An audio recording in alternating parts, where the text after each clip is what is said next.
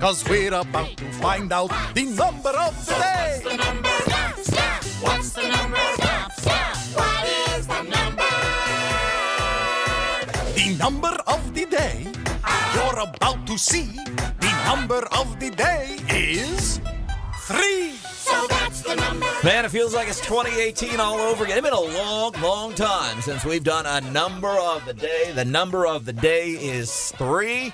Anybody want to take a guess? This is open to anybody. The interns, Marsh, Steph, anybody want to guess why the number of the day is 3 today? Oh my gosh. Wow. See, I would have thought the number of the day was 52. Aww.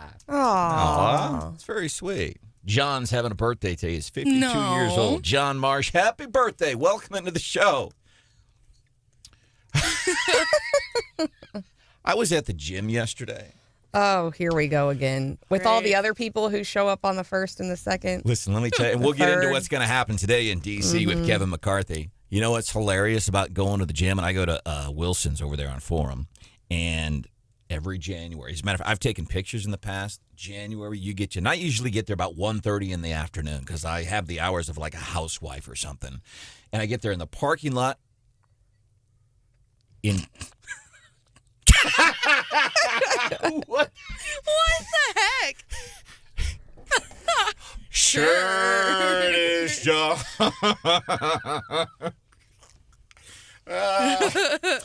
I'm at the gym yesterday, but at the parking lot at the gym in January, it's hilarious because it is packed. And then I can take a picture of the parking lot like in February, and it's, non-existent. What did you have to tell people you're going to the gym? Like, are you really? Because I was also at the gym yesterday, but I wasn't talking about it until right now. Very nice. Deserves a round of applause. Right. Branden, haven't you admitted before to sitting on an exercise bike and just watching TV? So I used to do that a lot. Oh, yeah. So I could say, I go to the gym every day. And what I used to do typically is I would go to the gym and I'd sit on the bike with my headset and watch Fox News and just pedal it along. Show prep. Yeah, it was show prep. But the reason I bring this up, John Marsh is talking about on his 52nd birthday. He says he's got underwear that's 52 years old. I'm at the gym yesterday. I have an underarm, long sleeve, moisture wicking shirt. I swear to God, it occurred to me. This thing is 21 years old. Wow. This Under Armour shirt. Under Armour's been around that long? Yeah. Yes, for sure. Yeah. Okay, the number of the day is 3 votes. Let me, first reaction, and I know, and listen, I'm not going to tell any party lines, and I would like to maybe try to offer some hope, but I'm not going to say, well, I don't do that. I think you know that about us. Are you going to tell me I was wrong? Because I said yesterday I thought he would get it. I didn't know that he would get it but I thought people would start to move in McCarthy's direction, which is not what happened yesterday. I said yesterday, I'm sure he'll get through. It'll be fine. Christopher Arps said, I don't think he's elected speaker. And as it is right now, it's not happening. How do you react to that? I will say this. It's embarrassing. Yeah. I just don't know what else to say. So today they go back at it, but there were some interesting things, a lot of hot takes. Here's how weird it is right now. So we know that the national news outlets and, of course, Democrats, they're just, popcorn. Did you see some of those Democrats in the House chambers yesterday? Like they were at a movie theater. They were thoroughly enjoying watching the Republican Party continue, at least in the House, this is not new, continue to implode. And then Kevin McCarthy's, I've got the support of Trump. And I want to say, as a huge Trump supporter, maybe that's part of your problem. Don't be mad. It's just things that I'm thinking. So it got so bad. AOC was chatting with Matt Gaetz. I saw that. And Paul Gosar. Like nobody talks to AOC because she's a very unpleasant human being. Apparently, besides, you may not like her politics, everything of her. She's just an unpleasant, self-righteous human being who maybe knows. Are you talking about AOC or Matt Gaetz? And keep in mind too, they have some things in common. Yeah, there's something else too about that video that Branden is referring to, and that is 99.99% of the time. we never see that. The only reason we're able to see that is because there is no speaker and C-SPAN controls the cameras. That's true. Yeah. Once there's a speaker, they decide. No, they shouldn't. I think C-SPAN should have, and that's my opinion, C-SPAN should have the decision about where those cameras go, but it doesn't matter who the speaker is, they're in charge. That's the only reason we ever saw that. But it looked animated between those two. They were cutting each other off. I mean, it was clearly not a whole lot of listening between those two, a lot of talking between Gates and AOC. Which is probably, whether it's politics, workplace, personal lives, that's the biggest blockade, in my opinion. We talk more than we listen. Yeah. So let's listen. MSNBC, check out it. So they have AOC on their show last night. This is how crazy it's got. Listen to the question that MSNBC, and they're asking it in all seriousness. So yesterday on the Randy Tobler Show, Tobler's here weekdays 4 to 6. I'm on Tobler's show yesterday, and we're watching the bank of TVs, and they're doing the roll call votes. And there were times Hakeem Jeffries was leading because they'd gone through. They just do it alphabetically by lawmaker, but it was like Democrats cheering every time. It was just insane. So insane. MSNBC asks AOC this question. Can you enlighten us at all as to what those conversations were like? And is there any hope that you guys work together to get Hakeem Jeffries elected as Speaker of the House? Really? Are you guys going to try to get Hakeem Jeffries elected the leader of the House? Now, two things here. MSNBC, so I want to say that's way off. That's just insane. That shows you the mindset usually of a progressive. But because things are so crazy and we don't know, there's 20 Republicans basically that keep voting their nose on McCarthy. They voted for Jim Jordan. They vote for other people. It is so weird.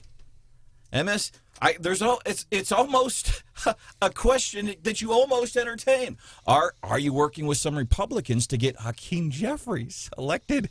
And apparently it's happened before, I believe. So I think it was Independents that switched, but a Democrat from Missouri, I think his name's Champ Clark, got elected Speaker, even though the Republicans had technically had control. And that would be, that's years and years ago. But yes, that did happen. And 1916. They named a bridge after him, the bridge which is still in existence today.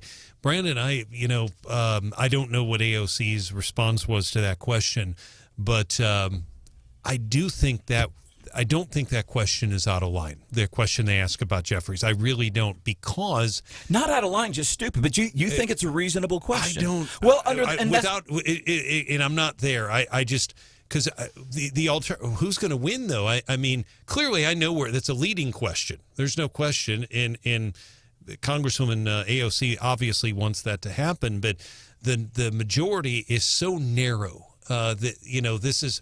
And, you've got the one guy that, I can't think of his name. You know who I'm talking about, the guy that's kind of being ostracized right now. Who knows what's going to happen with him?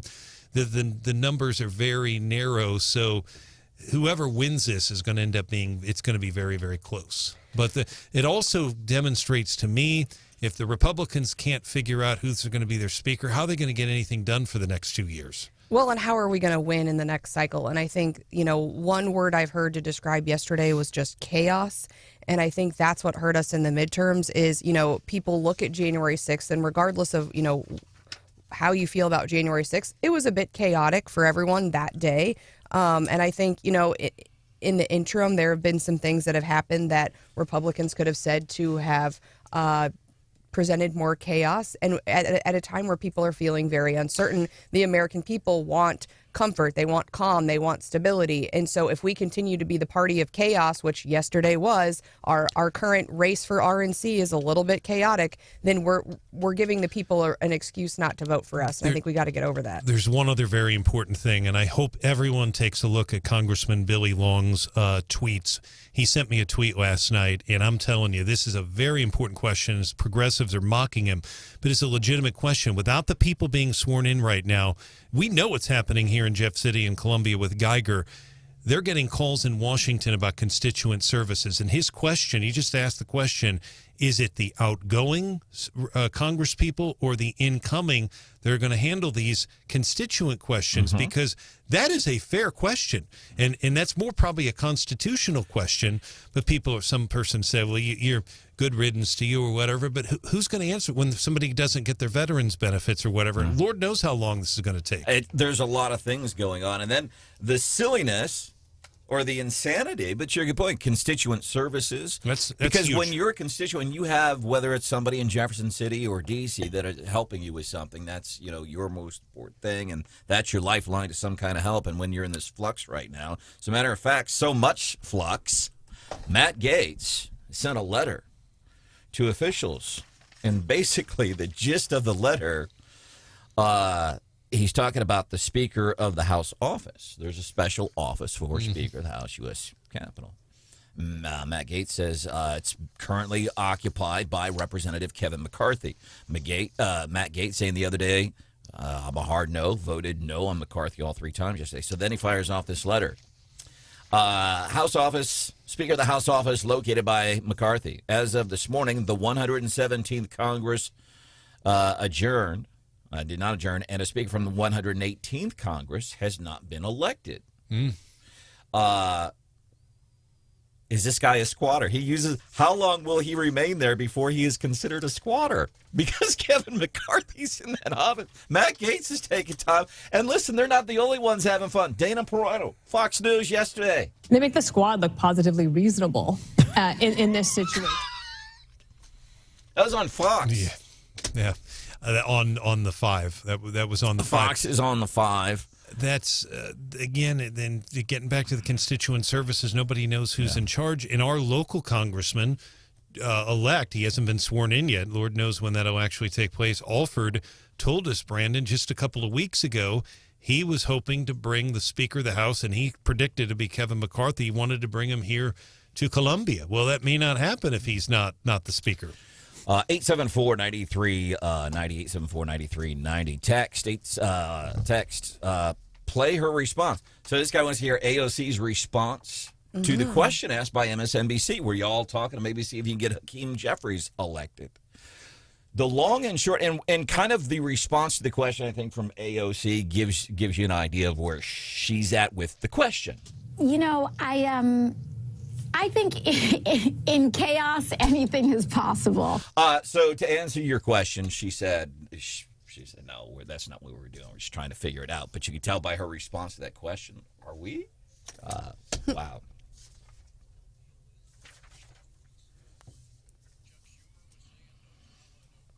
Yeah.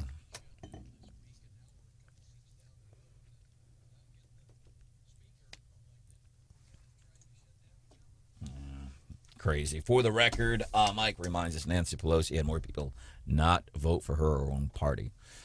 Thanks for that. By the way, coming up a little bit later this morning, 7:35. Seems like everybody in the workplace talks about this, even after work. Good employees, good leaders, especially since the government pandemic that started several years ago. People having a hard time keeping people, and then we see, and there's a generational thing, I think, too. But this guy by the name of Todd Boeding, he's a leadership consultant and coach. He's discussing some of these new employer challenges, some things that might help you, whether you are the employer or the employer. He's here 7:35 this morning on Wake Up Mid-Missouri. We're getting ready for the daily D.C. rundown. What do you have for us, Steph? Well, we just heard on Fox that even AOC seems reasonable, but it also takes a lot to make Joe Biden look good, and I think we might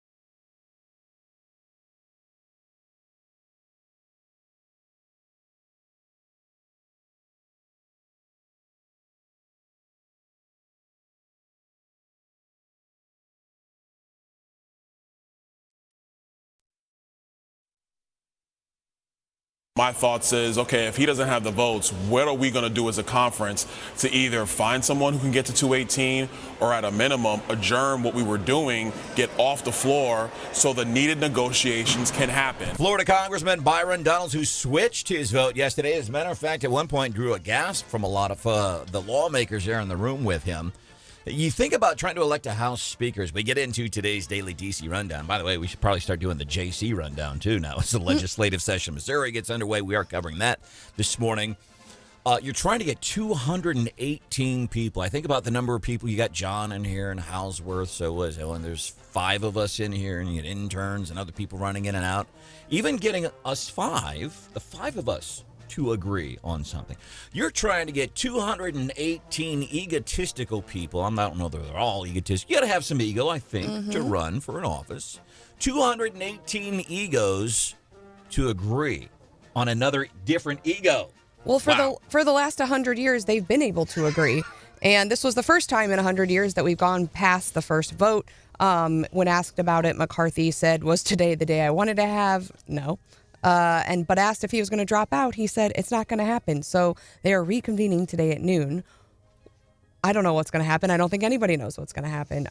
It seemed I was talking to somebody who's on the ground in D.C. yesterday, and they said it's just complete and utter chaos. Everyone's confused. And you're right. And part of me is like, okay, how important is the House Speaker? Yeah, there's something to that. And I think about everything for the Republican Party in context over the past several years.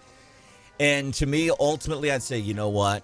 My goodness, for this, because, okay, do you do what your constituents want you to do? Do you do what you think is best for the party? And if I were in that, I would say, you know what? Let's take this small victory and let's just please vote for Kevin. That's what I would say. Well, one person that's voting for Kevin is liar, liar, pants on fire, George Santos. He has not been sworn in officially, but not because of his lies, because of the chaos yesterday. But he has been supporting McCarthy, and I think everyone knew that every vote counted. And for McCarthy, he had to rely on Santos to get the votes that he even did. So today, but it's really hard to make Joe Biden look good. And somehow we are doing that because today he's taking a victory lap. He'll be at a bridge across the Ohio River, connecting Ohio and Kentucky, basically saying, look what I did. I helped, and then I guess Kamala's going to a bridge. Buttigieg is going to a bridge. Some other folks are going to a bridge, and they're all taking this victory lap. Meanwhile, we can't decide who to lead. And we're going to be talking about a bridge this morning. 5463, some big plans to maybe fix that's one of the things we are covering. Hundreds of inmates in Oregon might be getting new trials. How come? We're going to find out at 6:35.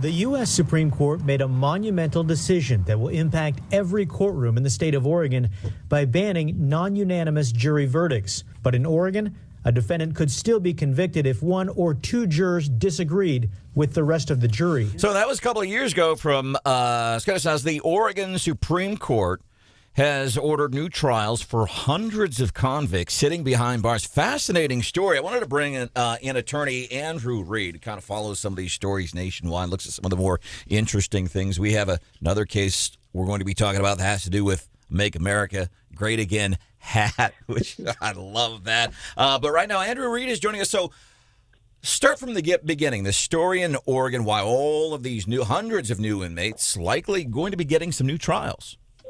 Yeah, so the Oregon Supreme Court has said that if you got a jury verdict on a criminal charge that was not unanimous, then you are allowed a new trial because it created an issue. This all stemmed from a Supreme Court case that basically said when a defendant in a criminal action is charged and the trial is taken to a jury and the jury doesn't come back with a unanimous verdict, that verdict cannot stand because that would violate some of the constitutional rights that, in particular, criminal defendants, anyone, because you're innocent until proven guilty, have in our country. So that's the initial part of it. What has come about with this particular case was initially a lot of judges were saying that this ruling was not by the Supreme Court was not retroactive. So they were saying if your case was tried and decided before the date of that Supreme Court case, then you wouldn't be able and allowed to rescind your verdict and your time served. Now, the Oregon Supreme Court has come back and said, no, it in fact does allow for to be retroactive. And because of that, all these defendants that did not get unanimous verdicts, which can be some cases, people may look at it differently, but at least in some cases would indicate that there may be at least some doubt as to whether the person is truly guilty, will at least get a new trial. That's interesting. What do people in the legal community think about this ruling? Now, all these people still in prison that weren't convicted unanimously, they get new trials. Like, is there a heavy lean one way or the other? Like some folks say, well, this is just BS, or hey, this is, we're making sure that we handle our justice in the United States of America properly. Is there a lean one way or the other? Not from what I've seen. It's one, I will say I haven't talked to a lot of criminal attorneys to determine kind of their feeling on this, but I would say this is one of those, in a lot of respects, this actually only affected a limited number of states because most states do have the requirement that a criminal charge has to be unanimous in order for the jury verdict to stand. So it really only affected a limited number of states. So that really also has kind of a sway of there's not a whole lot of decision one way or the other. And I'm wondering, because this case, so we just, last night here in Missouri, we had a woman used to be a dude until we paid for her sex change while she was an inmate after she raped somebody and dumped their body unceremoniously at the Mississippi River years ago. But kind of the rub there, and what a lot of the folks were saying, hey, at least grant this inmate some clemency, something, was because they were found guilty by a jury. Jury was deadlocked on the death penalty. The judge is the one who legally, and he has that right, he's the one who issued the death penalty. That was the rub. I guess kind of the bigger question I'm wondering here, Andrew, is there more and more people that are kind of becoming okay with, when it comes to legal and our legal aspects and our justice system, we need to take maybe another look and go through again. Maybe there are some things that we can do differently, because I'm thinking about, the cashless bail, which is crazy over in Illinois. Is there a bigger look at, hey, let's say what's been happening here? I will say, personally, I do think that there's a real large swing in that direction of making sure, because you've got, for example, the Innocence Project and a lot of offshoots of that throughout pretty much every state in the country. You've got a lot of people that are really working heavily to ensure that all these things are taken care of in terms of making sure all the evidence is done correctly, that there's not a question of how the evidence is collected, making sure that procedures are followed with how police take their actions. it's one, ultimately a lot of that is going to be very good. Sometimes it does create a lot of, I guess, fluff and stuff that kind of creates an issue where you can't see the forest through the trees. So sometimes that can be the issue there from the aspect of some attorneys. But overall, I think you are seeing a lot of where there is this push to ensure that if a criminal conviction is done, that it and a jury does make that decision, that it is upheld without question. All right, Andrew Reed is an attorney joining us this morning here on Wake Up Mid-Missouri on 93.9 The Eagle and 104.5 News Radio 950 KWS. Interesting case of these new trials for hundreds of convicts in Oregon due to a court ruling there. And this story, and it has to do, caught my attention because it has to do with the MAGA hat, and I'm just amazed at the people that wet the bed when they see somebody wearing a red. Oh, my God, they got a hat that supports Trump. And you had a school teacher, and he was going into some training sessions and stuff like that. He was wearing a MAGA hat, and in effect, the principal said, hey, you can't wear that again. Guy ended up suing. What happened with this case? Yeah, so a little more background there is that the principal did actually from my understanding from the reports, actually did kind of make some threats multiple times. And one of the last one was saying, if you wear it again, you're going to need your union rep. It's one that can be a big deal, especially for teachers coming in for their jobs. But this teacher ultimately, some of the background, there was some complaints filed with the school district. The school district dismissed that. So there was some back and forth involved internally within the school district before this teacher ultimately decided to go ahead and file a lawsuit on First Amendment rights, saying that his First Amendment rights had been violated because he was told he couldn't wear this hat. Initially, the judge dismissed this case, saying, no, the school district has the right to have control of what's being presented in their classrooms and any perceived biases, anything like that, just going down the list there. Yeah. And it would seem like it would be a simple matter for somebody who's in a position like a principal to know, hey, you got to be careful when it comes, no matter how offensive you think a red hat that says "Make America Great Again," if you find that offensive, then maybe you're the idiot. Attorney Andrew Reed, man, thanks for coming by. I saw a couple of interesting stories, and I wanted to get a point of view from somebody that knew what they were talking about these. We appreciate you stopping by this morning. You're welcome. Glad to be on. Yeah, you bet. Jefferson City today. I'm wondering, John, in your mind, some of the big things, legislative, sports betting, does this interest you at all? No.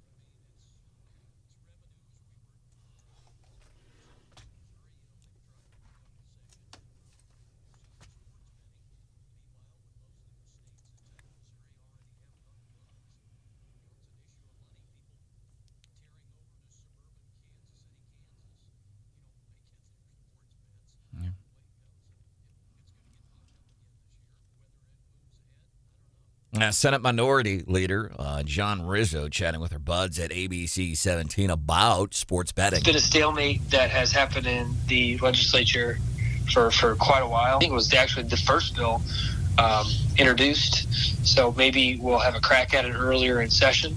So today, noon, start this year's legislative session. Tomorrow, by the way, show is going to be, we're going to be in Jefferson City all day. Yes, Branden will be emceeing the governor's prayer breakfast for the second year in a row, and John, Brian, and I will be hosting the show from the Capitol Plaza. And it's a great event because a lot of folks are there, a lot of elected officials. So we kind of get on-the-fly comments and get to talk to some folks that we don't normally get to talk to because they're all kind of in one location. As a matter of fact, and I can't remember who it was, but you all were chatting with somebody last year at the governor's prayer breakfast. It was a news making interview. So it's be Marsh and Bell and Brian Houseworth, and what's so cool, man? You get people like Brian Houseworth and John Marsh questioning some of these lawmakers. You get some real neat stuff. So if you check that out tomorrow, here's the other thing I think that's cool. Because I'm thinking back a year ago, 2 years ago. Some of these things we talk about. This is what's coming up in the legislative session. And some of those things are in place now. I think of marijuana legalization. Incidentally, one of the big things this year, increasing the threshold on how we change the Constitution. Instead of just a majority, it would have to be 6% to make that real for you. If we were set where we are now at 60, set at 60%, if this does go through, we would not have legalized recreational marijuana, at least through a constitutional amendment right now. Or Medicaid expansion. Or any of the more recent ballot measures. So that's something they're going to say, hey, maybe we should increase the voter threshold, because right now it's a majority, and they want it to be 60. Any strong thoughts on that? I'm like, is it the majority? Because that's what I always think. Is it majority rule or 2/3 rule? What's the line? What's right? You know? Yeah.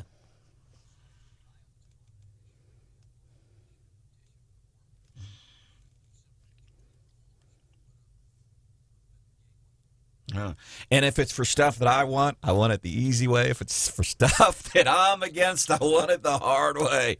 Welcome to the show. It's Wake Up Mid-Missouri. Coming up a little bit, a few minutes from now, Joe Biden, he doesn't like Trump, but he called him an F and a-hole.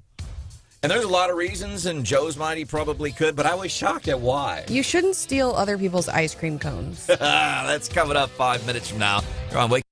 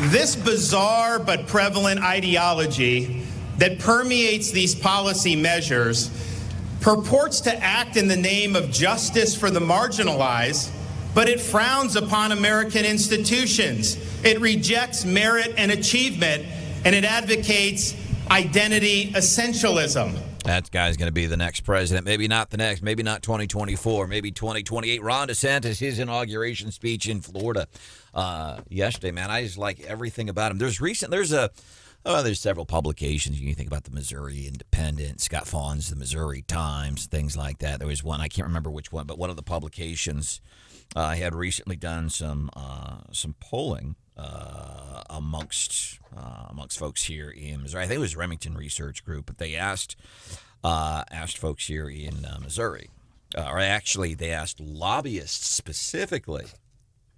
That's a reliable group. Shout out to all my lobbyist friends. Lobbyists. And happy first day of session. Best guess on a Republican presidential nominee in 2024. So these are Missouri lobbyists, okay? Best guess on a presidential nominee in 2024. You had Trump in there and Ron DeSantis in there. Trump, 10%. DeSantis, 55% among lobbyists in Missouri. The Field, somebody else got more support than Trump. 35% supported The Field as opposed to Trump.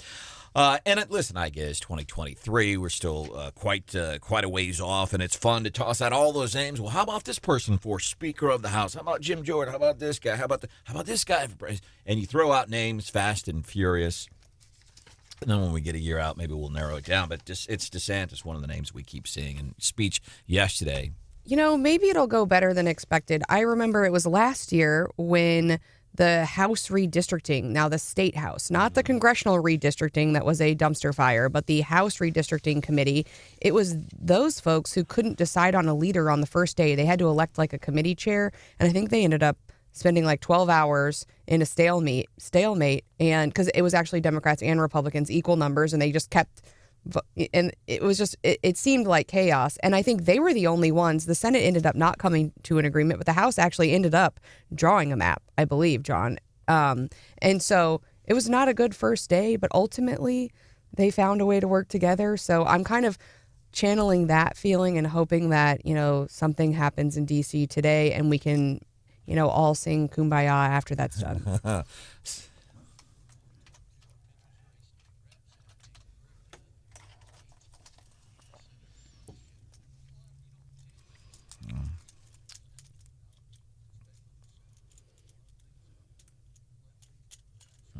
It's like a lot of these things would take. We call, as a matter of fact, off the text, Rick says chaos in the House is true democracy. Chaos equals democracy. Sometimes democracy is chaos. Sometimes chaos is democracy. Well, I mean, and for like a lot of small business owners and a lot of folks I know, I mean, they hope that nothing gets done, right? Like a lot of people want the status quo, and a lot of lobbyists out there are paid to kill bills, and so the less that gets done, the better. And so you've got folks working in both directions. But although I'm sure it was frustrating to be in the House and see all your priorities killed, for a lot of people, that's what they wanted. I feel like I'm a philosophizer. Chaos is democracy. Democracy is chaos. Maybe at Stephanie S. Bell will put that out on the tweet, and if not, maybe I can feel like you should put it on a T-shirt. Welcome to the show. This is Wake Up Mid-Missouri. We do appreciate you being here. Stephanie Bell, John Marsh, Brian Houseworth, producer Hannah. My name is Branden Rathert. So we know Joe doesn't like Trump. A lot of folks they don't like Trump, especially. And I mean, when I say that I don't like him, I mean, they're still wet in the bed at night. Joe, I imagine, is one of those. But there's a book, and these books, the tell-all or whatever, I'm always kind of like, yeah, whatever, because a lot of times they're not sourced, can't be fact-checked, but apparently he's walking a friend through the White House after he had moved into there, and Trump had left some things behind, and Joe was just frustrated by that. And Joe ended up calling Trump, to his friend, according to his book, called him an effing a-hole. Now, you would think when it comes to politics, especially when you have two folks completely diametrically politically opposed, yeah, there's the name-calling and stuff. But he called him an effing a-hole when he took his friend to show Donald Trump apparently had a golf simulator in the White House. And it got Joe so upset he called him an a-hole. Like, come on, man. Terrible. He has a potty mouth. Right. Instead of F an a-hole, be like, hey, thanks for the golf simulator, dude. When I get done eating my pudding and wake up from my afternoon nap, I'm going to hit. Amen, brother. Coming up here on Wake Up Mid-Missouri, we're going to be looking at some more of these things that are going to be happening in Jefferson City today, some of the events that are happening today, first day of the legislative session, and kind of just some more. You know, it's been a while since we've been pole dancing, I guess since the midterms technically, but what is it that folks are thinking as far as some of the bills, like some of the Senate bills? What are people's opinions on those? One that talks about healthcare providers would prevent them from providing gender transition procedures to kids. What are folks' thoughts on that? It's one of the things we're going to be sharing with you. Coming up at 7:10 here on Wake Up Mid-Missouri, 93.9 The Eagle, 104.5 News Radio, 950 KWOS.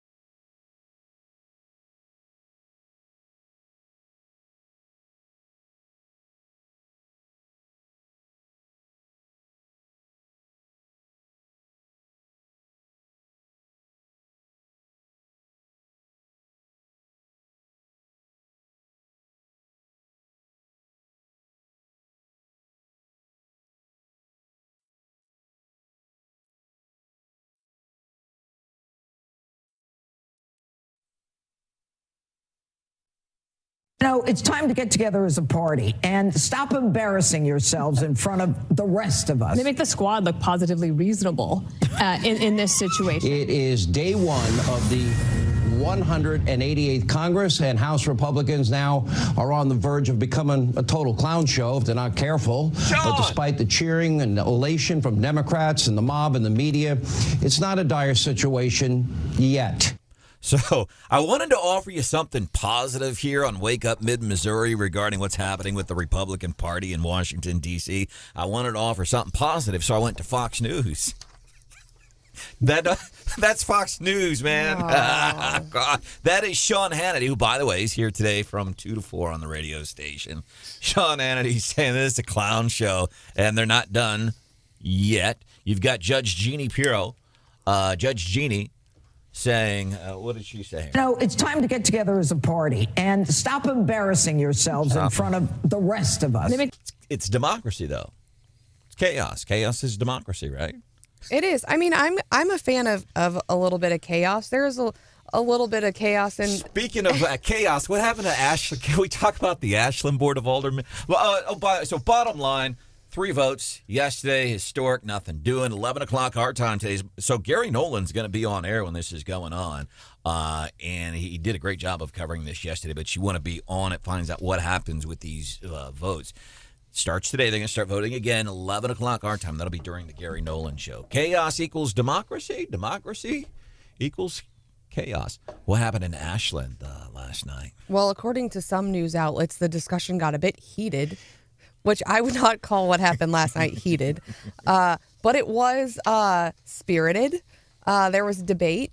And I think when you show up to, especially a lot of local meetings, school board meetings, all of the discussions have happened in the background. Everybody knows how everyone's going to vote. You get there, aye, meeting's adjourned, and everyone's like, what was that about? Like, what did we just vote on? You know, and there, I would say for the most part, we tend to agree in Ashland. So we do have a lot of just like, okay, rote things that we get done. And we don't have 6-hour meetings like the city of Columbia or the city of Jefferson City. So it was a shorter meeting. When you vote on something, how many times do you vote on it? Yeah, right? There are procedural requirements. Sure. But yeah, so I mean, so there was a video posted on social media, and that hit, last week saying, the police have some staffing issues. We've obviously got some other funding issues. That's nothing new. In a growing community that's largely a bedroom community, there are limited ways for us to fund our government, and that obviously stirs some folks up. With me being a low tax conservative, it's hard for me to, vote for any sort of increases, especially, and that's what you heard in the media is me saying, I don't think it's the right time to burden people with a huge additional tax. Yeah. And so, do you do an impact fee? Do you do a sales tax? Do you do, even they were talking about property tax, which I think is ridiculous. So we were debating on, what's the best path forward? How do we get the citizens what they want without, overburdening our town and Ashland already has high taxes, and that's really not Ashland's fault. It's really Boone County, the school's fault.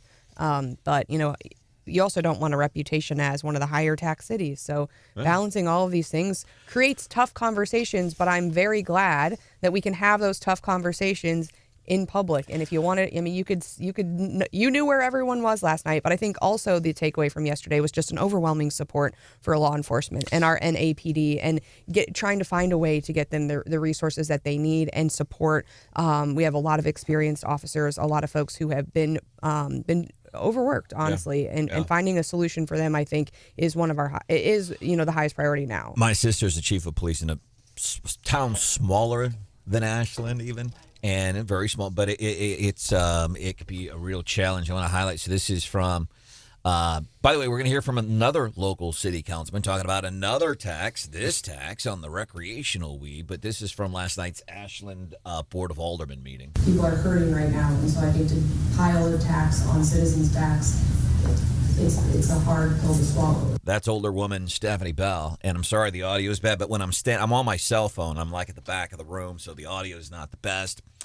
So the conversation was, should we add an additional half a cent tax or go for a full cent? And I think I will be outvoted. I think a lot of folks want just go ahead and do the full cent. Obviously, it has to go to the voters. I think it should be half a cent, but full send for full cent, right? Right. We'll see. That vote will happen at the next meeting. You know, the when we had the missing teen in Ashland, and thank goodness she's been found and is has been reunited with her family. But I did talk to Chief Gabe Edwards a couple times, and they were working that case 24/7. And there were times when he had, and I'm not going to tell you where he went, but he was in other counties. He had to actually go to other places with his officers, you know, and that exemplifies the importance of and they were doing the best they could, but that kind of exemplified why they probably need more help. And that's why the FBI had to come in to help them too. Yeah, and I think when we look at the history and some of the other taxes that have been voted down in Ashland, oftentimes it's been kind of a blank check. And I think what the city's looking at now is, you know, the language I saw last night said a sales tax for public use and street repairs, or not public safety and street repairs. And so I think also, you know, finding a way to limit the use of that fund, you know, letting citizens know, hey, we need this extra money, but it's not a blank check for, you know, whatever it might be. It's, you know, dedicating it to the things that we know we need, you know, police and street repairs. Hannah, did you see the text from Stuart? 874-9398. Oh boy. So for years, but this is Wake Up Mid-Missouri, and we are on 93.9 The Eagle and 104.5 News Radio 950 KWOS. We're on the YouTube. Just go to our YouTube channel. Wake Up Mid-Missouri. We're online. You can go to KWOS.com, 939theeagle.com. You can listen on live no matter where you are in the world. It was becoming more and more popular. I am stunned at the number of people that are listening on. They're downloading the app on their smartphone. Mm-hmm.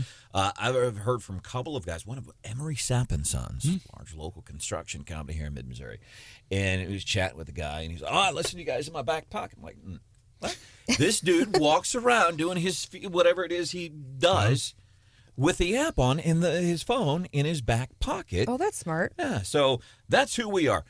This is Brian Hausworth. He is the news director for the entire Zimmers. Good to see you, and happy birthday to you, sir. Well, thank you. Yes. This is Stephanie Bell. She's an older woman. She's a high-powered attorney. She travels the world hanging out with very important people, and she's kind enough to come here and hang out with us for a few hours. And I enjoy a heated discussion every now and again. I want to get back to one of the local news outlets. I don't know if you've seen this yet, John, but I thought I saw it before I even talked to Stephanie about it.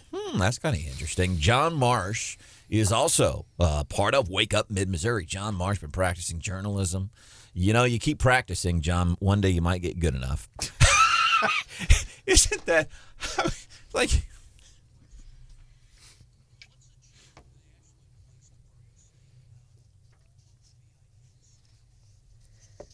Really, they want, you know, full shifts, all, you know, 24/7 coverage, and they really want to be able to have two officers on at all time. That way, you know, if one person's somewhere, but also to have a backup. You know, it's safer to have two officers on at all time. And right now, with the current staffing levels, we're not able to do that. And that's things. Well, it's a small town. Nothing ever happens, and you can say largely it's true. A couple of things. Number one, Ashland is booming. They have been for a while. The other thing, and then there are those times. Yeah, stuff does happen, whether you need more than one response on a certain call, or it could just be, you know, a weird Sunday and all of a sudden the stuff is hitting the fan. Boone County's not able to necessarily assist, and it's law enforcement. It is our safety. So this is John Marsh, 30 years, been practicing journalism here in Mid-Missouri.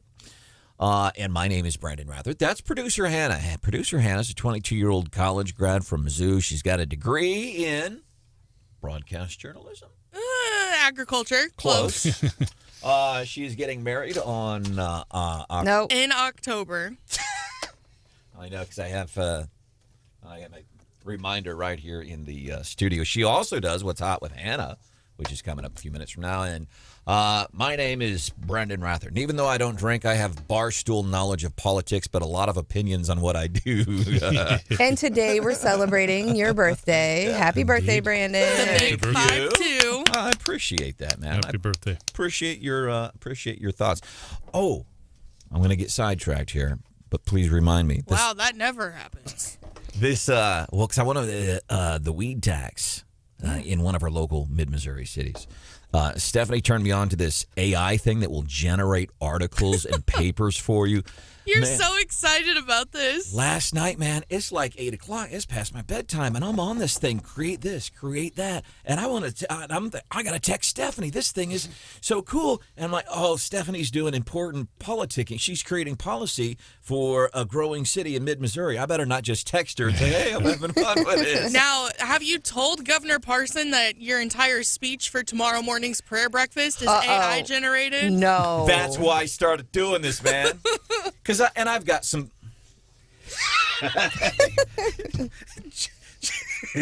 John, wake up! You got to almost 9 o'clock, man. That's like the middle of the night for him. So I did. I said, write a 3-minute speech about prayer, Oh my gosh. and it's pretty. You are good. never going to get Wait. invited back to I know. speak at You anything. actually did it? Yeah, oh, I yeah. was just kidding. No, that's why I started doing the whole thing. Oh. I said, write a 3-minute speech about prayer. And it writes for me within like 30 seconds. And it's not a search engine thing. It writes it. You can hear writing for you. Prayer is a powerful tool that allows us to communicate with a higher power, whatever that might be for that individual. So I thought that was really cool. So then I start playing around with it some more. I'm like, okay, tell me about the Speaker of the House. How does this whole thing work? And I don't know that it got it right. I thought there was a mistake on there. Yeah, it does talk about voting by secret ballot, which they kind of do take a poll in the fall, but that's not how the voting actually occurs. And then I asked it to write a letter to break up with a girlfriend. I don't have a girlfriend, and it wrote a pretty good letter. All right. And then I wrote another one, but first let me do this. Recreational weed in Jefferson City. It's got to be taxed. John, what's the story on this?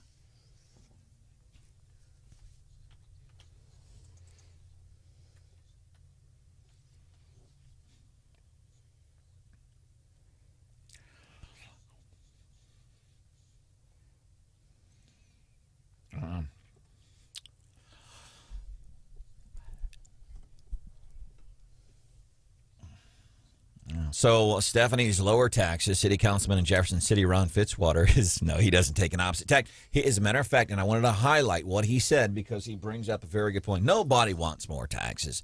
Matter of fact, I wonder how many other states in the United States have lower income tax this year besides Missouri. I wonder how many other states can say that, right?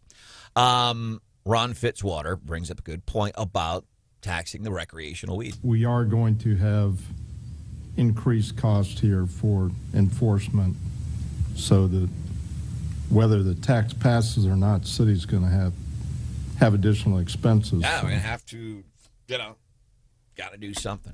All right. And then the other thing I want to share, so I was introducing Stephanie and Hannah. There's been this fun thing. Stephanie's an Ashland resident. Hannah's born, raised Centralia, played basketball, and it was a standout for the Lady Panther basketball team. A standout for the bench, maybe. So there's this battle because for the longest time, Centralia was the second largest city in Boone County. Not anymore. Not anymore. According to some reports. So we're talking about taxes. Stuart's got an interesting text directed at Hannah. So Stuart texted and said, I bet Centralia has low taxes. No, actually, Centralia sales tax is, I think, the highest in mid-Missouri. And that was the research that I did. And I was like, what are these other small communities doing? And Centralia, I think, hits like 10 or 9. I mean, you're higher than Columbia. All right. Quit it, ladies. I live in California. I'm not up to date with Centralia sales taxes, unfortunately. John, I know. Can you pass me the popcorn, please? And I said last night, let's not be like Centralia and have this super high tax. I didn't say All right, come on. We are going to do What's Hot with Hannah. There's something interesting happening in the news. You able to come up with something for us? Let me pull this knife out of my back. There's a former Mizzou football player that recently made headlines for doing something pretty cool. It's a name we know and recognize. Recent Mizzou football pass. That's coming up.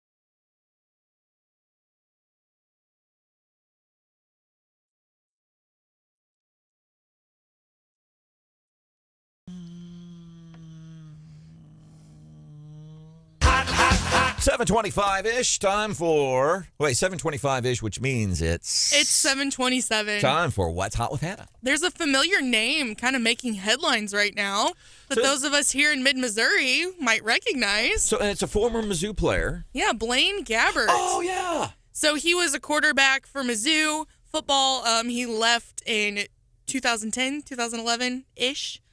But he's currently playing for the Buccaneers. And he was on a little jet ski trip and witnessed a helicopter crash, essentially. And him and his brothers rushed to the rescue, saved 3 lives from the helicopter crash, got them back to shore where the fire department was waiting, and they're basically being hailed as heroes, Blaine Gabbert and his brothers, for saving 3 lives. Blaine Gabbert, former Mizzou quarterback. And so I guess this happened in Tampa area. They're out just chilling out, helicopter crash, saved everybody's lives. Like, quarterbacks are so cool. Well, what is, by the way, interesting fact, and I have not fact-checked this, haven't run it through the Ministry of Truth with Mr. Marsh yet. Go figure. I'm going to guess it's true. Marsh and I were never quarterbacks in high school for football. Nope. Blaine Gabbert was. Brandon, weren't you like shortstop or something? I was shortstop. I was for a Magnet League high school baseball team. So I was playing high school baseball, but we played in the Magnet League because I went to a preparatory school called Center for Management, Law, and Public Policy. Magnet is just a synonym for nerd league. Yeah. Right? Yeah. But we would play other schools. Like our toughest opponent, John, was in baseball and all sports, visual and performing arts. They were called VAPA. That was Center for Management, Law, and Public Policy versus visual and performing arts. I can't imagine that the performing arts school had very good sports teams. They were pretty good. Yeah, I don't. So they've moved some of those schools and the buildings around. Hey, so we keep hearing about this generational thing in the workplace, quiet quitting, loud layoffs, all that. How much of is it true, and how do we deal with that? We've got an expert coming up 5 minutes from now to offer us some pointers on how to deal.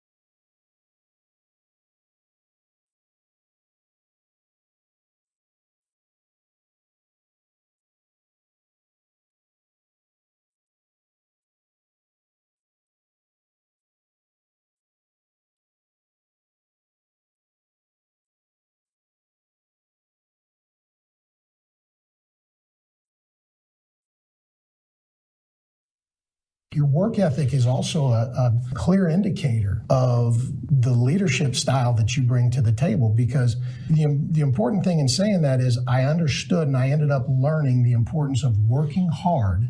I wasn't smart enough to outthink people, so the only thing I could do was outwork people. Amen. That dude is Todd Boeding, man. Not only is he a veteran, but he does a lot of leadership consulting and coaching, and I love that because I used to say that when I was a ski guide or when I was a zipline guide. People would say, work smarter, not harder. I'm like, I'm not that smart. I have to work hard. That's just what I have to do. And I've come to, that's just me, and that's my brain. This is what I have. It's the best brain I got, and I got to make do. So I surround myself with people like Stephanie Bell, John Marsh, producer Hannah, and Brian Houseworth.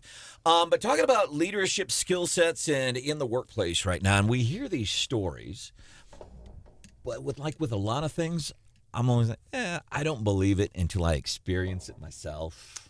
Yeah. You know what I mean? Oh, yeah. So we've talked, over the past 3 years since the government pandemic began, it's the, quiet quitting, loud layoffs, whatever that is, and it's more and more people that maybe feel empowered, like, I don't have to work as hard now. They're lucky to have me.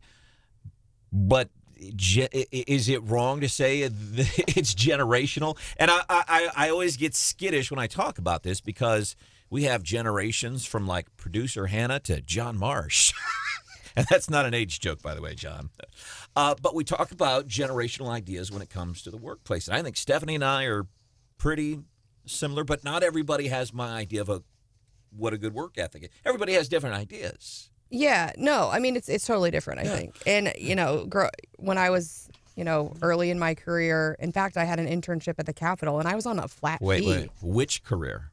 Lawyering, right. The politics, or the broadcast? All of it. But I mean, I was showing up, to work 6 a.m. to get my work done before everyone else got there. And then I was doing night school. I was doing my master's. So then at 6 o'clock, I would, go to school from 6 to 9. And you don't see that these days. So a lot of this stuff, you see about it and so, how true is it? And then as I look around here, I might see some generational differences when it comes to approaches at work. Last week, having dinner with somebody who's, let's say, in the financial sector, they're doing all of the end-of-the-year employee evaluations, and they were talking about what a challenge it can be. And so we got to talking, and I asked him, I said, do you notice, is there a difference between, like, the younger, I didn't even finish the question.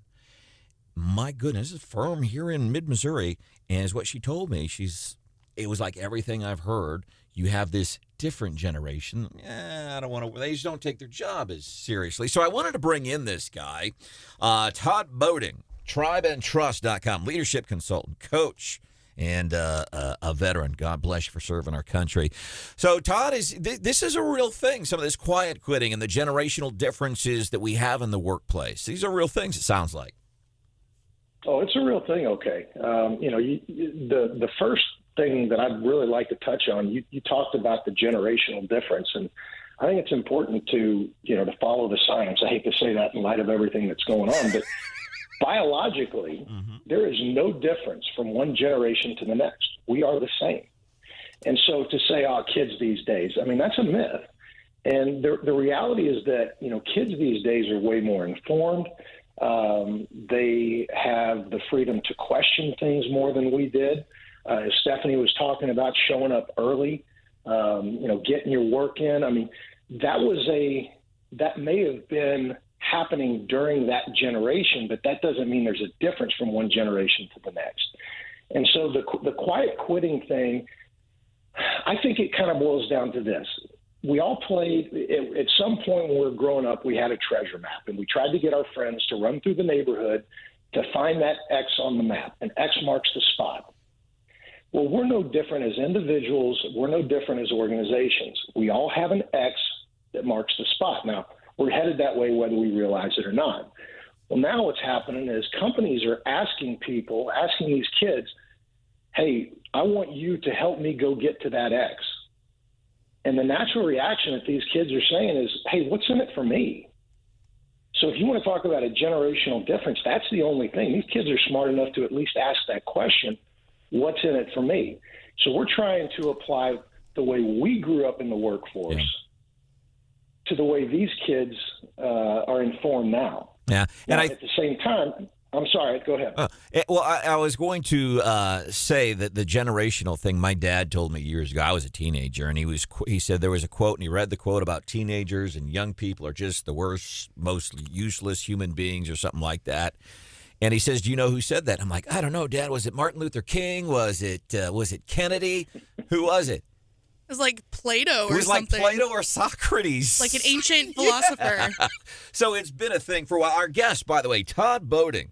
He is with tribeandtrust.com, leadership consultant and coach, discussing new employer challenges. But here's what I wonder. And I believe, you show up and you do your job and you work hard and you do it till it's done. But somewhere I think there's that good balance of, because I've also seen, we know people that spend too much time at work, and yes, I will do that, and I don't need to take vacation time. Oh, you need me on Saturday. I see that. And then I see the opposite end of it. I'm not coming in today, and I don't think. I took 2 sick days a couple of weeks ago. It killed me because I don't ever call in sick, but I had to do it. So I guess what I'm getting to, Todd, where is that balance between I'm working hard, I'm dedicated to the company who's putting some money in my bank account every month, but I got to keep where's the balance? Well, and I think that's exactly where I was going a little bit ago.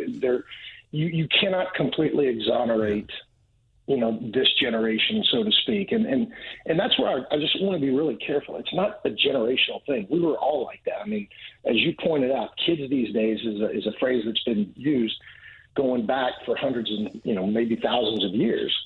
The balance really becomes a matter of trust. And what's happening in the workforce is a microcosm of our society. You've got this, my side and your side. You don't hear we as much as you used to. It's always they. And so there's a complete lack of trust that until you, and that's why, I named my organization Tribe and Trust. Until you establish that trust, you can't create that tribal feel that you used to have at work. And this isn't to say that not everybody does it. Some organizations have figured it out. You're talking about balance. That's absolutely the right word. It's if you're going to ask somebody to come in on the weekend, if you're going to ask them to show up early, help them understand why. When I was in the Marine Corps, we had, we were given a mission. Every single mission that we had 2 things attached to it. There was a task and there was a purpose. And if you clearly understood the task, that's great. But it's more important to understand the purpose, the why. Because if I'm not able to accomplish the task exactly the way you want it, but I've got another way that I can accomplish that task to get that why knocked out, then haven't I really accomplished the mission? And so we don't do a good job as leaders of helping people understand the why. Does that make sense? So a lot of this and that generational stuff aside, a lot of maybe it falls on leadership, is what you're saying. Oh, there's no doubt. It all comes back to leadership. And the challenge, though, in that regard is that, typically what happens is this. You have somebody that really, they're a worker, they're a hard worker, and they outproduce everybody, and they do a great job. What do they get? They get a promotion. And that promotion is, hey, we want you to do with the rest of the team exactly the way you did it. We want you to teach them that. Well, guess what? They may not be equipped to do that. If you're just giving them a congratulations and a pat on the back and a go get them and expecting them to know how to lead those people and how to teach them, because a leader is a teacher, they're a coach, they're any number of things. If you don't equip that leadership, you're going to have the turnover ratios that we have right now, which are well in excess of 25, and actually last year it was 32% across the nation. That is a direct reflection on leadership and not helping people understand the why behind what they're asking them to do. And I see that we need to develop trust from the top down, from the employer to the employee, but doesn't it have to go the other way too? Like those employees, like I need to be able to trust them to do the tasks before them. And so in my mind, it's not so much that trust will settle it out, but it's the market, right? And I think right now you're gonna see a huge gap. You've got your general Gen Z folks who aren't going above and beyond, and there's a handful of folks who are, and they're being rewarded very highly. And I think in the end, the people who aren't going above and beyond are going to, top out at $50,000 a year, and that's going to be their life, and it's never going to get any better. And there are people who are making massive gains that are younger because they are hustling. And I think those two segments are going to separate, and I think the market's going to reward people who hustle. Oh, there's no doubt. Stephanie, you're right on target there because, we were talking philosophers earlier. Well, how about Mark Twain when he talked about, he thought his dad was the dumbest guy on earth until he got to a certain point and he realized how smart he was. And that's what a lot of these kids, I think, are going to start to realize is that, maybe I can work a little bit harder. Maybe I should work a little bit harder. And that's why I was quick to say you cannot completely put this all on the idea that you can't exonerate the generational maturity aspect. Sorry, I didn't mean to cut you off, Todd, but I wanted to share this real quick before we let you go off. Our text 874-9390. Ron in Jefferson City this morning says it just means the hippies of the 1960s have won this whole thing. And I think the other thing, and we don't have a whole lot of time, but I think this is almost an entirely different discussion, is the whole thing. Do we want that money we want to work 18 hours a day and have all this money and then what? Or do we want to, at whatever financial level you need and be happy? Because different things make different people happy. Entirely another conversation we should have one time, Todd. Right.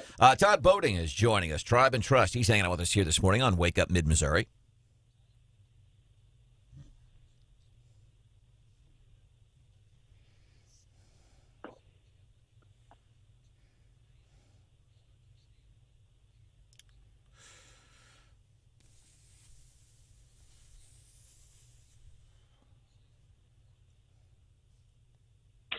Yeah, you're right.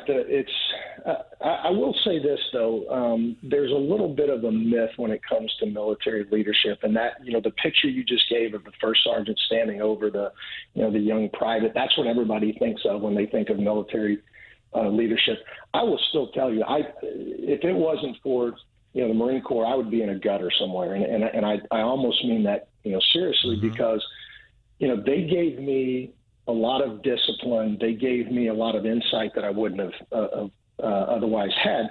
But what they gave me was the training and leadership to understand if you have to raise your voice to get your point across, if you have to demand that someone do it, then something else is lost in the communication. And, organizations need to have a very clear vision. They need to have a very clear mission. They need to galvanize their people around that. And guess what? That means some of them, because they don't want to work hard, are going to fall off and fall to the wayside. And that's okay. You don't want those people on your team. You want to attract people to your team, not coerce them into staying. But that all comes from, the right kind of leadership. And, what I call the art of military leadership is knowing your troops, knowing how to communicate with them. And that communicate word is what's really big. Todd Boeding, tribeandtrust.com, leadership consultant and coach discussing new employer challenges. It'd be cool to chat with you some more about this stuff. We've got a mutual acquaintance that apparently you, even though we're not talking politics today, you to an extent worked for a while under Presidents Clinton and Bush. Be interesting to hear about that one day. Todd, thanks for joining us, man. Well, thank you for having me. I'm honored. And y'all stay warm up there in Missouri. All right, tribeandtrust.com. Coming up about 5 minutes from now, something cute happened on the way to the attorney. You like that? Does that work? Something cute. Yeah, something cute happened on the way to the Attorney General's office in Missouri. We've got that story. And you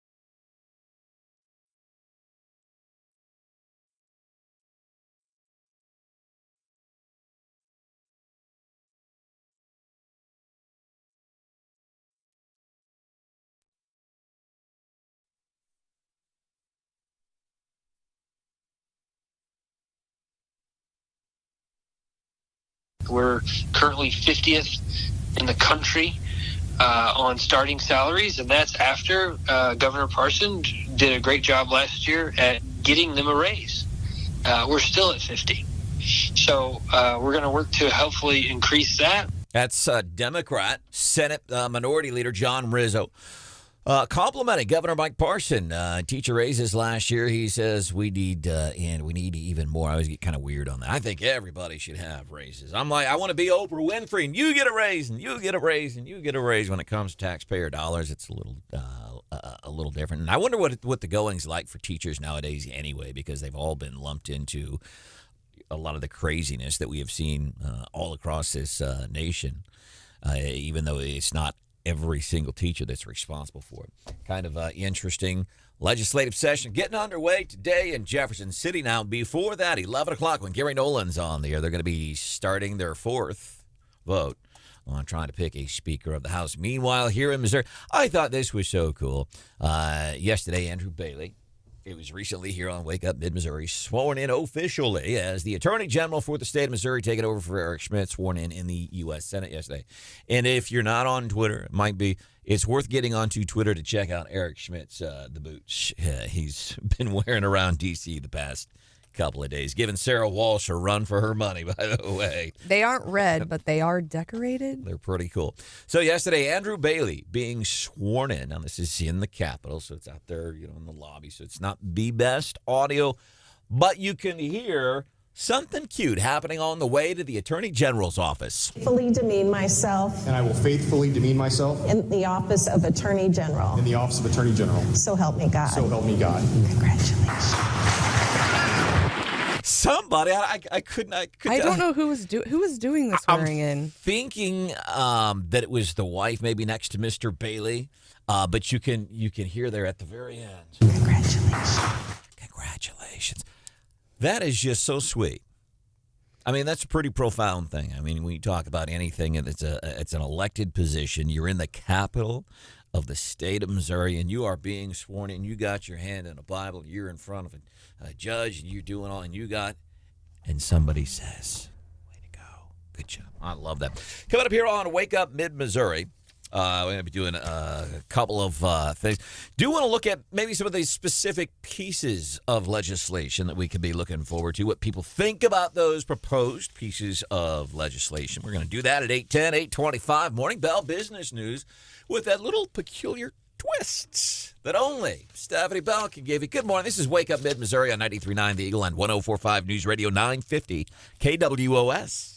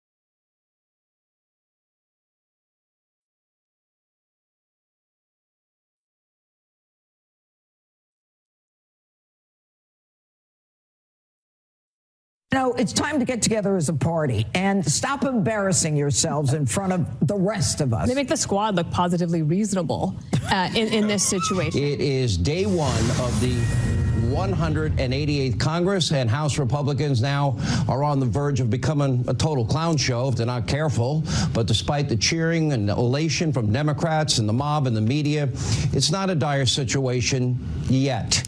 So we were trying to find some hope if this thing with the and here's the way I see what's happening with this with Washington D.C. trying to vote on a Speaker of the House. It is as a whole for the party of Republicans, the big red wave, which didn't happen, and now you got this, you got leadership in the House, not just elect a Speaker and can't do that. That's got to hurt, man. It's got to hurt. So we're trying to find some hope or something.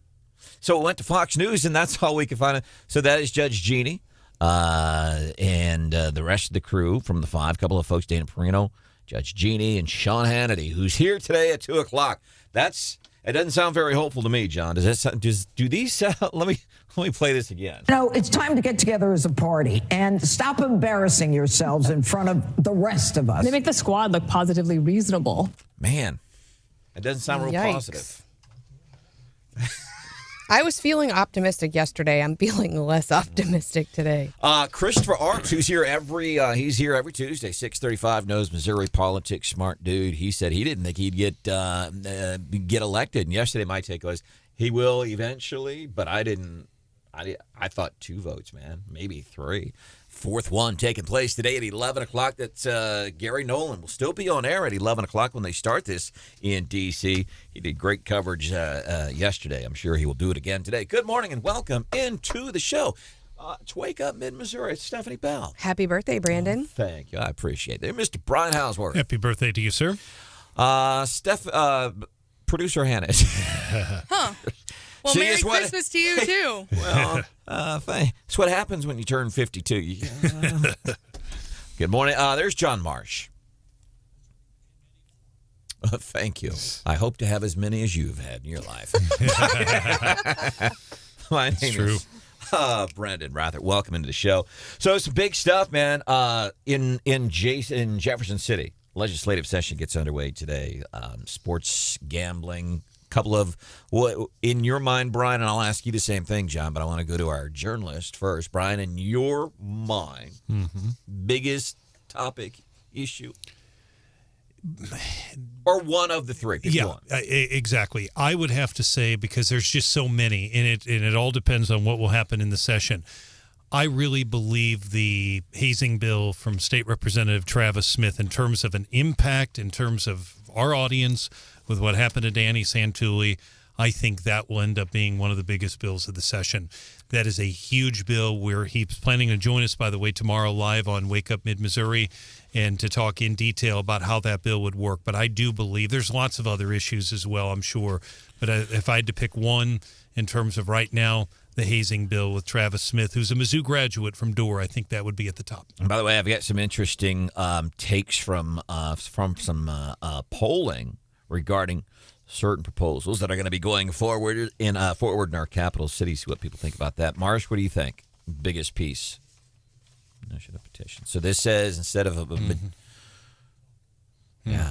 because and when I look at that, do people from all across the political spectrum, like if you took independents and let's say you took libertarians and you took Republicans and you took some Democrats and you took those groups and you asked them, what do you think about this? Which says basically instead of a majority, you got to have 60% now, right? It depends on the bill. 2/3. 66%, really. 60 on the initiative petition. Yeah, because right now it's basically 50% plus 1. And it depends on the bill. But, John, a lot of the bills I've seen are 66%, but it just depends on it. It would raise the threshold depending on what the bill is. And that's different from the constitutional amendments. Caleb Rowden, he has a resolution that would increase the vote share to 60% for approval. And to put that in perspective, like if we were at 60%, we wouldn't have legal weed today. Right. But importantly... Well, and I think, so this year so far, there's already been 24 initiative petitions filed since the election for 2024. There's several of the same versions filed, but ranked choice is back. Another increase. Yeah. There's ranked. Dave Rowland has filed, I think, 3 better elections petitions, which would implement ranked choice voting, and then I think there's 8 filed that would increase the minimum wage higher than the minimum wage in California. So I think that will heighten some of the discussion about initiative petition reform. But to get back to what you were saying, Brandon, I'm not sure the people at large really care about initiative petition reform. But one thing to note, the stuff that's in the legislature is a resolution, which means it would essentially, even if it passed the legislature, it still has to go to the voters to get voted on. Does that make sense? Mm-hmm. So it depends, but there could be a timing issue on when the initiative petition reform might actually take place. But it's not, the legislature on a lot of these issues, because they are in the Constitution about how you can amend the Constitution, has to go to the people for a vote. Well, that's just it. And I think the best example, I'm glad you gave that number, and I'm glad Brandon gave the number from Caleb Browden. But let's go back to Medicaid expansion. It passed. The Democrats will always say the people voted for it, and they did. 53%. That was significant. And it passed here in Boone County. It passed statewide in 7 counties. It failed in 107 of 114 counties. And the opposition from those coming from those rural lawmakers. They're not taking any heat back at home in those rural districts because their people didn't want Medicaid expansion. And hence, they go back and say, well, our people didn't want it. So that's why you have this kind of fight down there because, again, it showed 7 counties can pass, out of 114 can pass a constitutional. And Democrats have tried to recreate that in statewide elections to get a path for a victory for themselves. It hasn't happened, but they've been able to pass minimum wage, have been able to pass Medicaid expansion, weed, obviously, recreational marijuana, and that minimum wage is definitely a priority for them. I've even heard people say we need a minimum wage of $25 an hour. They've said that at some of the. I've heard that. Give me! Just give it to me. I don't need to earn it. Just give it to me. We're going to be giving all of our jobs to the robots if we get a $25 an hour minimum wage. Yeah. There's kiosks. You got it seems like every time I go to, whether it's the Hy-Vee, whether it's Schulte's or Mosher, every time it's like they just, like more and more of those self-checkout lines, they just keep appearing. Oh, yeah, it's true. And you weren't here that morning, but when Ashley Immel hosted, and I had not heard this, but whatever day that was, a Friday right before, well, it was a Friday after Christmas, I think. Yes, it was right before New Year's. She said that people were trolling all of the people with self-checkout, and they had made these huge events saying it was the self-checkout employee appreciation party. and at the Lake of the Ozarks, there were like 25,000 people that had RSVP'd to the self-checkout employee customer appreciation party. And I thought that was epic because, as we know, you and I hate that self-checkout thing. Yeah, I'm not a big fan. And I don't know. Hannah and I we will have heated discussions about the pros and cons of self-checkout. It just do you amazes like the self-checkouts? I love self-checkout. No. It just amazes me that it doesn't matter what topic we're on, we always end up back at self-checkout. We talk about self-checkout more than roll carts. Good point. Well, I just think if I'm checking out my own groceries, by George, then throw me a party. Throw me a holiday party. Let me call Cherie Tolson-Ryan, see if she'll introduce something that says, listen, if you're using the self-checkout, you should get a discount on your groceries because when you go and the employee right? discount, it makes sense. Mm-hmm. When I pay $5 for a can of Progressive soup, it's paying for the soup, it's paying for the person that stocked it, it's paying for the person that drove it there, it's paying for the person who checks it out. So if somebody's not checking it out and I'm checking it out, I want 1/87th of a cent discount on that can of Progressive soup. The only thing that makes me more mad than the self-checkout is now, like, everyone expects a tip. Like, literally, God. you can buy a bag of chips, and they're like, here you go. Are you going to tip me? And then they just stare at you, and you're like, but you didn't, fill up my water cup or, serve me any food or bust the table. But, they want a tip. Right. Oh, for sure. They expect because they bagged it, and they don't always have to bag your. So they took time to put it in a to-go container for you, John. By the way, Hannah's going after us here with the snowflakes on. That ain't me. That's all producer Hannah. You know what would be in speaking of tips. Missouri, what's your first name? Hey, Lyle, are you calling about self-checkout? Steph, can you please? Hannah, we can hear you. Thank you. Tips. Like, yeah, receipt. Hey, do you want to leave a tip? I'm like, dude, I just bought a bag of dog food, man. I'm not. What do I need at the pet store? No, I'm not leaving a tip. Maybe these the panhandlers, people that beg for money out at 63 and 70 and anywhere here in mid-Missouri, maybe instead of saying anything helps, God bless or whatever, tips. Hey, I'm taking tips. 874-9390, 874-9390. Paul, welcome to the show. What's up? Hey, good morning. Yeah, you guys started talking about the segment, talking about McCarthy and the speaker vote and all that. And, you know, I really don't understand where the direction that, like, these Fox commentators, like these clips you played, you know, I really don't understand where they're going with that. I mean, you got Sean Hannity, who was the biggest Trump sycophant and was all for, you know, Trump the disruptor and stuff. So now you got really people that are kind of Trump's base, representatives that are kind of part of his base who were just trying to carry on the same thing. And now he's like, they've all turned against, you know, against that process. Okay. So like, where is the accountability? Where, if you don't make a stand here, where do you make a stand? I mean, where's the accountability for the underperformance of the Republicans in the last election? I mean, where's the accountability for the Republican leadership that just folded for this $1.7 trillion omnibus thing that just kind of slid on through at the end of the year? And we just can't, you know, in a way, you know, I do agree that, man, we need to, this should have happened months ago, I guess would be my point. And like Perry was on Fox yesterday and he said, you know, it's in, the problem is with the leadership that they just didn't listen to, and it just dragged things along till they got to this point without listening and making any concessions. There's no accountability. We can't afford to stay on this trajectory. So I don't hold it against these 2019, however many it is on the next vote.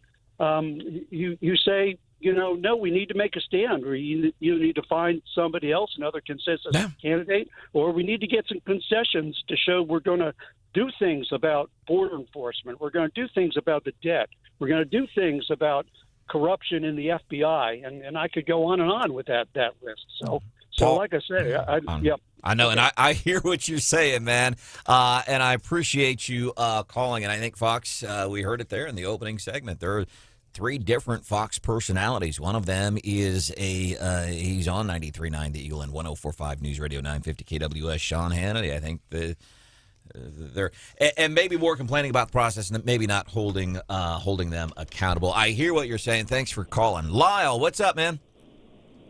Self-checkout. I got to the point where that's fine until I got to the point where I was leaving. They gave me the flyer that I was supposed to show up on Wednesday to help unload the trucks.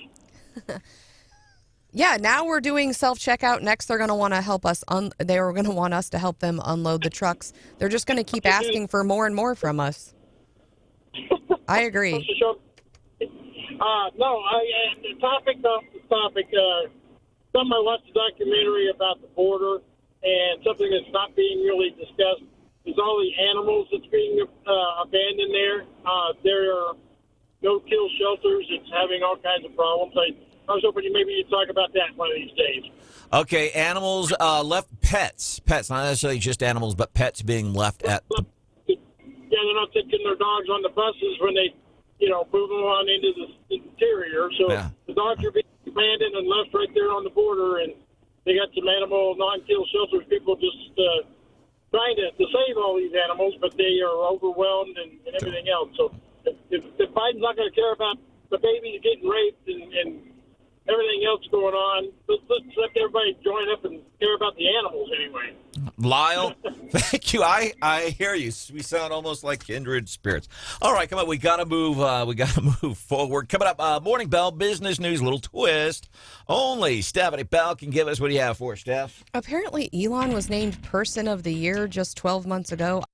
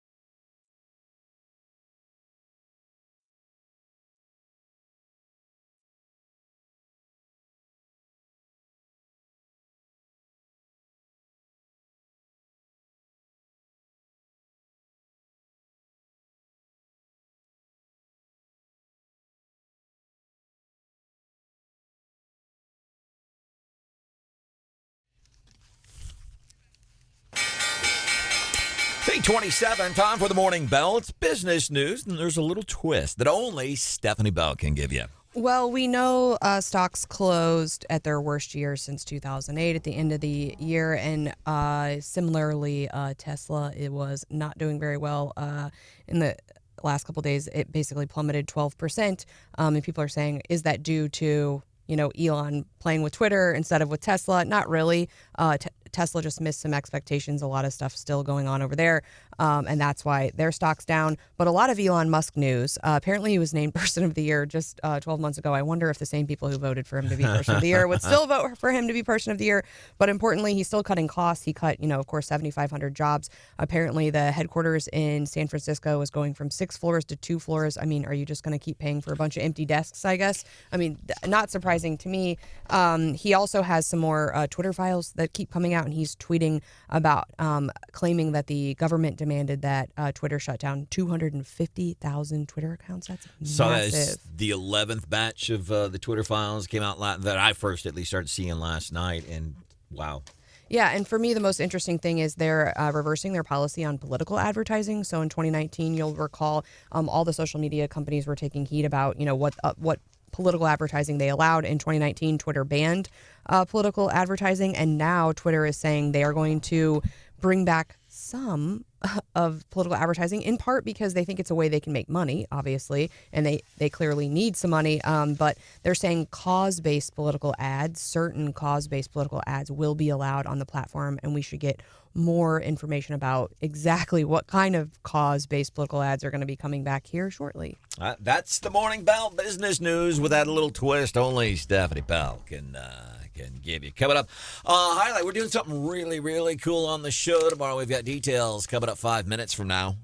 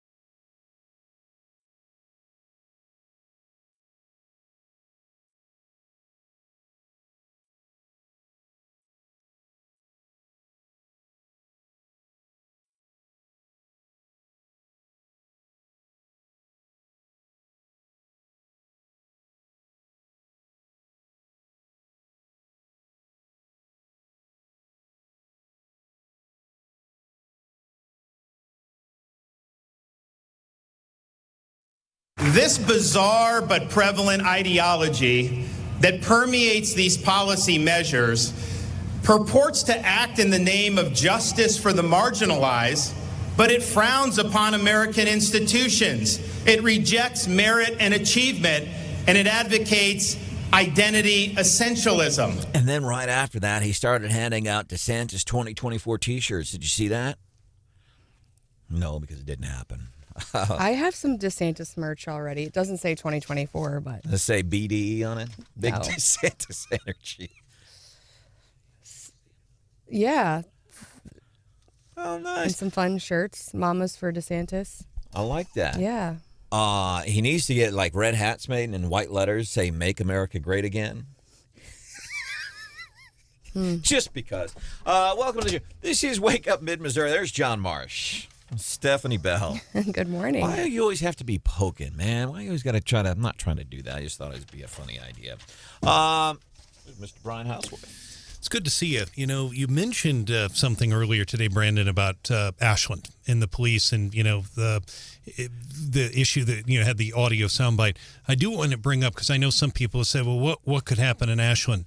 1994, John Marsh and I will remember this, Kermit Miller, Mark Slavitt. There was a bank that was robbed in Ashland. The banker was shot to death. The bank manager. The bank manager Prominent person in Ashland. Prominent person in the community. Shot to death. It was horrific. It made national news. It was a man and a woman, bank robbery suspects. They led authorities on a high-speed chase through Ashland, got all the way down past Jefferson City. I do believe police lost them for a little bit. It was the helicopter for the Highway Patrol that actually located them. And those suspects shot and almost shot the Highway Patrol's helicopter down. They actually hit the helicopter.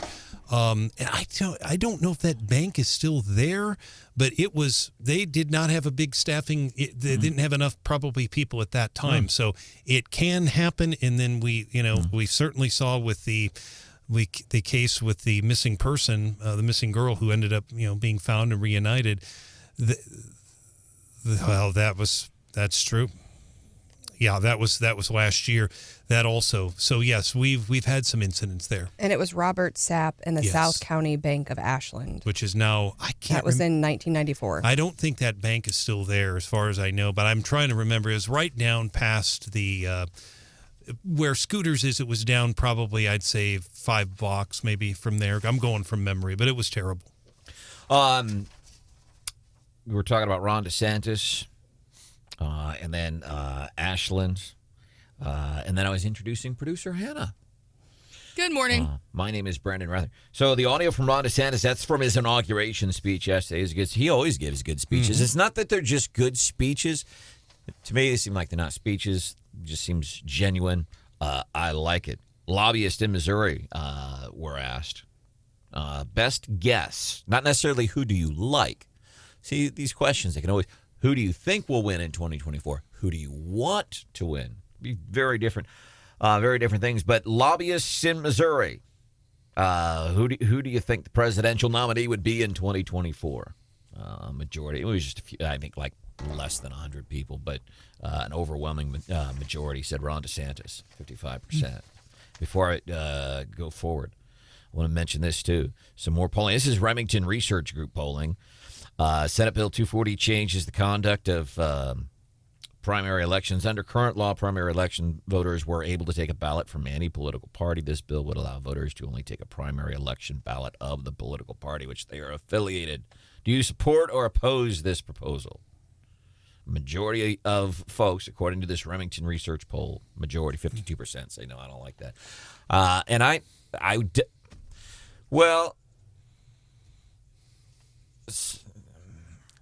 So I had to deal with this in Florida. You had to, and I didn't like it at all, as basically as an independent, libertarian, conservative, Republican, didn't like it.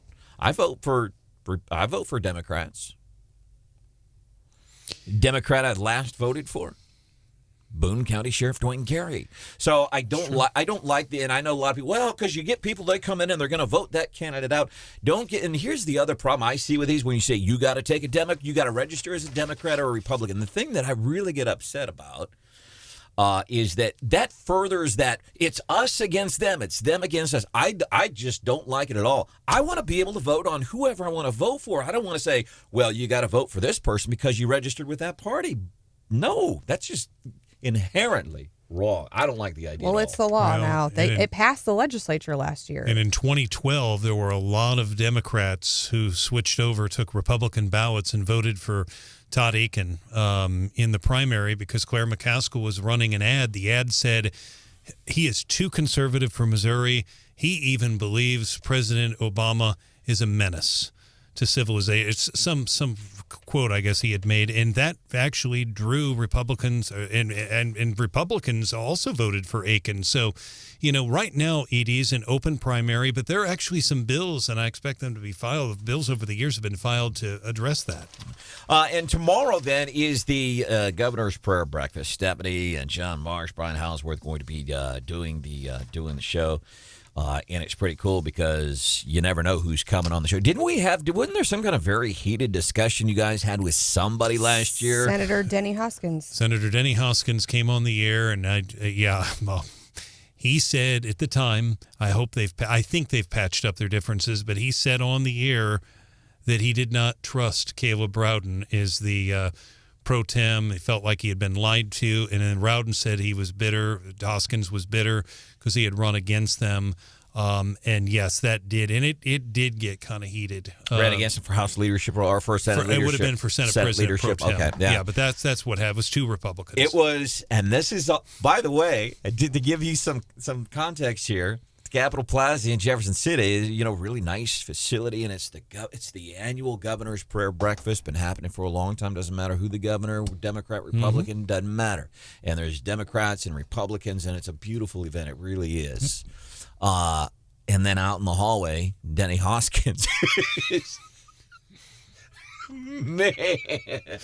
So that's why I would highly encourage you to listen tomorrow. And I will say with House Bill, I want to be clear on House Bill 1848 that passed last year. You can say that you are unaffiliated, I think. NPA, no party affiliation, is what I had to do in Florida. And so it doesn't necessarily restrict how you vote in the primary because you can just say, I'm not affiliated. Now, I think the real question is if then you want to participate in a caucus and you have told your election authority that you're not in the Republican Party, can the Republican Party exclude you from the caucus?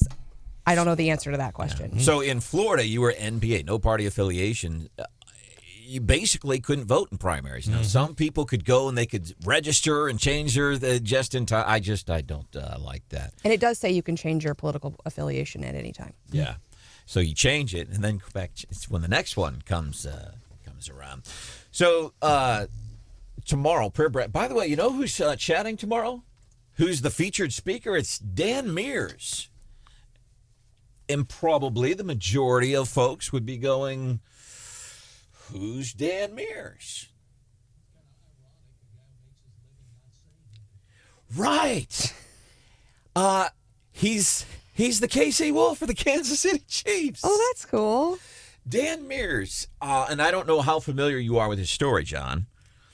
But he's got a really incredible story. And he is the featured. Now, he's not going to be, I'm going to assume, he's not doing the prayer breakfast in the Kansas City Wolf outfit, but he is going to be speaking. So I'll be emceeing. He's the featured speaker. I'm excited. The governor gets up, says a few words, various senators get up. So I'm playing with this thing that Stephanie has gifted to me. It's pretty cool. It's called Chat GPT. And I didn't gift it to you. OpenAI gifted it to the world, and people have been saying, it took Facebook 5 months, I don't know, to get to 1 million users or whatever. It took this company 5 days. They're like the fastest growing, but it's also free right now, and they're saying they're burning $3 million a day running this thing. And so I feel like before long they're going to take it away from us and charge us for it. Basically is what it is. It's artificial intelligence. Like you get onto this thing and it's real easy. You sign in with your Google account, whatever. And you say, hey, write a 5-page thesis statement on nuclear radio, whatever. Write a poem for my new girlfriend, and it will do it. So I'm thinking, and I know, and I'll give a few comments as it relates to prayer. Mostly I'm just a function for this thing tomorrow, but I try to give a few words, and I know what I want to say, but I thought, just for fun, like if we're really stressing about this, could I get onto this Chat GPT and have it write a speech about prayer? And sure enough, and it's pretty good. And I'll tell you the scary thing, it just creates it for you, like within a matter of 30, 60 seconds. And what scared me about this, number one, it's really good, but what scared me about it is like the way it words it. Stephanie, I'm not kidding. This is exactly how I would say it. For example, prayer, and a lot of people think of prayer in religious terms. That's not what prayer necessarily is about. A lot of people think, well, it's a prayer to Jesus Christ. That's not what prayer is either. That's my own personal belief. I'm not taking anything from you. That's just my belief. So this thing writes, prayer is a powerful tool that allows us to communicate with a higher power, whatever that may be, for each individual. And I'm a big believer of that. You have your beliefs. Stephanie believes inside. We all have a different belief. You call it God, you call it whatever you want. We believe in something. It's real to us, and it's not the same as the next person as the next. Like I could not, because that's whatever that's what you pray to. I could not have written that. If I were to write, that's exactly what I would write. This artificial intelligence wrote like coming out, and freaking me out, man. You could be more specific, like you said, 3 minute. You could have put 5 minute, 10 minute. It would have done that. You could also probably put in there like write a 3 minute Catholic prayer about communion, and it would then make it more religious. But yeah, I mean, it goes on to say prayer can take many forms. It can be a simple word or phrase repeated in times of need, or a more formal and structured practice. And I think that's something also I could hear coming out of your mouth. Yeah, exactly. And because, for me, this is just me. I don't need to get on my knees and put my hands together and look up at the sky. I don't need to do that. I can talk to my God whenever I want, and I do fairly often. Commercial breaks. I say, hey, God, man, I really messed that one up. Let me move on. But the way this is written, it's like, yes. And the prayer is not about, here's the other thing, and I, again, this is just me personally. People, this happened. We lost our house. We got to pray and get the house back. And I think a lot of people know you're not praying to get the house back. Basically, we're praying to say, hey, God, as I understand you, help me deal with this. That's all. Yeah, give me some peace. Yeah, it's not, God ain't going to buy me a new car. God's going to help me deal with the fact maybe that right now I don't have a car, and maybe we'll offer God, you need to get a job, whatever. But that's just my take. So then I also had this thing. So while I'm playing around, by the way, I'm not using a artificial intelligence generated speech tomorrow. Wink, wink. Although, you had it.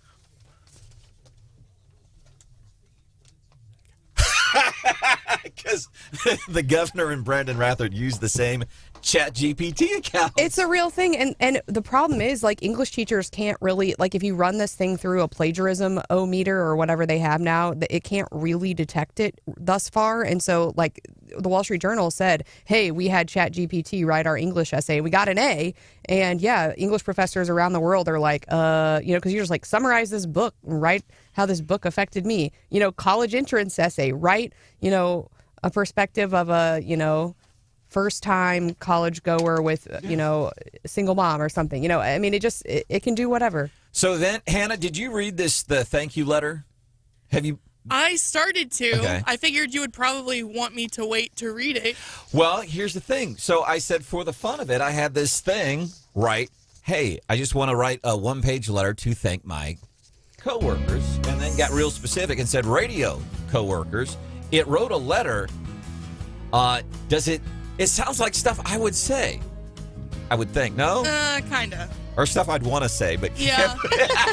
All right, leftovers, 5 minutes from now.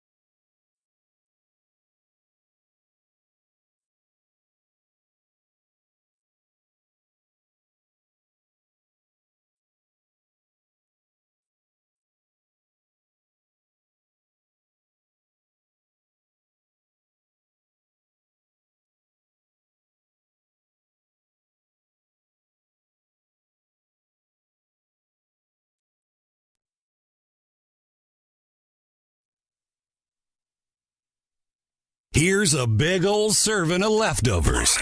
Enjoy. All right, leftovers, some of the things we did not get a chance to get to during the show. We try to open up the fridge, clean it out, see what we have in the way of leftovers before we get into the Gary Nolan Show. John, anything? I think I have some more of these artificial intelligence letters that have been created that I might share for leftovers. You got anything exciting, John?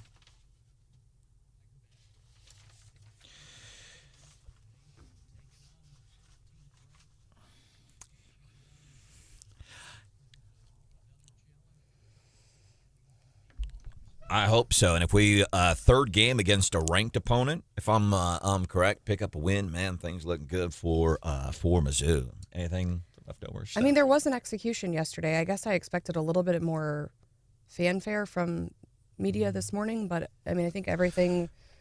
Yeah, what I thought was interesting was a lot of the national news outlets. Oh my God, they're going to execute the first ever transgender because we keep score on these types of things and. Whatever. I just don't. And here's the thing: I am morally okay with the death penalty. I have no qualms with it.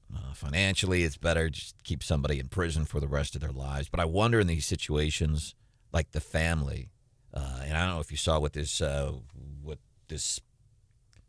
person did. They were stalking a woman. The woman had to get a restraining order. She was getting police escorts out of work.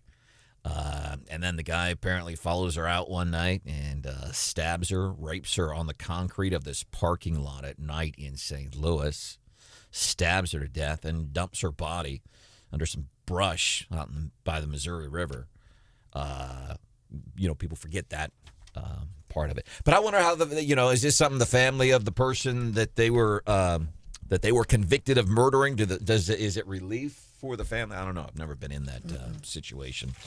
And let's leave it with this. So, Hannah, the artificial intelligence generated letter to thank my radio co-host, does that sound like me? It matches the sentiment that you put behind things. How so? But it's a little more eloquent than you would maybe say it. It says, "Dear radio co-hosts, I just wanted to take a moment to thank you all for your hard work and dedication to our radio show. It has been such a pleasure working with each and every one of you, and I am constantly amazed by the creativity and professionalism you bring to the table." Hold up, you're right. That's not me. I wouldn't say some of that stuff. No, but your contributions have not gone unnoticed, and I'm so grateful to have such talented and supportive coworkers. Yeah. I am proud to be a part of this team, and I am confident that with your help, we will continue to produce top-quality content that our listeners love. Thank you again for everything you do. I'm so lucky to have you by my side. Created by artificial intelligence in like 12 seconds. But I'm going to sign my name to it. Wake Up Mid-Missouri, brought to you by ChatGPT. Hey, guess what? Gary Nolan Show. He's next. See ya. Bye.